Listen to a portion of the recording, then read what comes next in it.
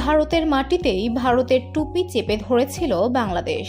মাঝমাঠের দখল ছিল দলের কাছে। স্রেফ আক্রমণ ভাগ অমন ভোতা না হলেই কাজটা হয়ে যেত সফরকারীদের।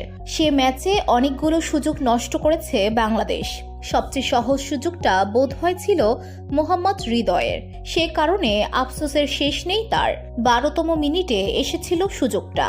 ভারত গোলরক্ষক বিশাল কাইত শুরু থেকেই ছিলেন বেশ নড়বড়ে। তার ভুলে 12 মিনিটে ফাঁকায় সুযোগ পেয়ে যায় বাংলাদেশ।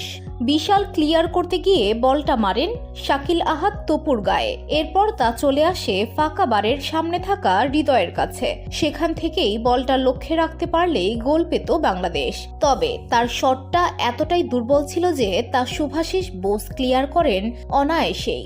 তা নিয়ে আক্ষেপের অন্ত নেই হৃদয়ের। বসুন্ধরা, উত্তরা, বনশ্রী, কুড়িল ও বাড্ডা সহ রাজধানীর বিভিন্ন স্থানে অভিজাত ও অত্যাধুনিক মানের ফ্ল্যাট কেনার এক নির্ভরযোগ্য প্রতিষ্ঠান pleasant properties limited.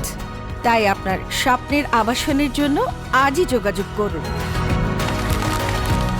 Pleasant properties limited, where destiny matches eventually.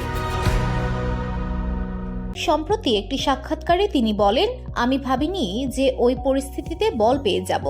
সেখানে মাথা ঠান্ডা রেখে নিজেকে সংযত রাখা দরকার ছিল আমার। এরপর ফিনিশিং করা উচিত ছিল। আমি ঠিকভাবে শটটা নিতে পারিনি, সে কারণে সুযোগটা মিস হলো।